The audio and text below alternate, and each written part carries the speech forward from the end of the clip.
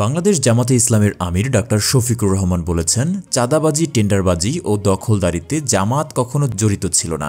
গত ১৭ বছরে সরকারের অনেক দমন নির্যাতন সহ্য করেছি আমরা। যারা খুন ও গুম করেছে তাদের বিচার করতে হবে। সুনামগঞ্জের গুরুত্ব তুলে ধরে তিনি বলেন, এই জেলা দেশের অর্থনীতিতে সমৃদ্ধ ভূমি।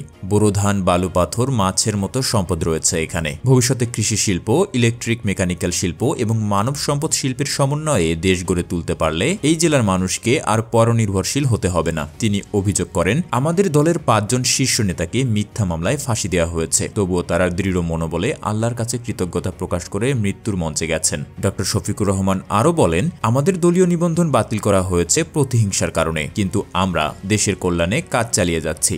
ধর্ম যার যার, কিন্তু আমরা সবাই এই দেশের সমান মর্যাদাপ্রাপ্ত নাগরিক। তিনি আরও বলেন, দেশের বর্তমান রাজনৈতিক অবস্থা ধোঁকাবাজি ও মিথ্যাচারে ভরা। যারা কথা ও কাজের মিল রাখে না তারা দেশ ও জাতির জন্য নিরাপদ নয়। তো দর্শক, জামায়াতের আমিরের এমন মন্তব্যকে আপনারা কিভাবে দেখেন কমেন্টে জানাতে ভুলবেন না, এবং এই ধরনের আরও অনেক নিউজ পেতে চ্যানেলটি সাবস্ক্রাইব করুন এবং এই পেজটিকেও ফলো করতে ভুলবেন না।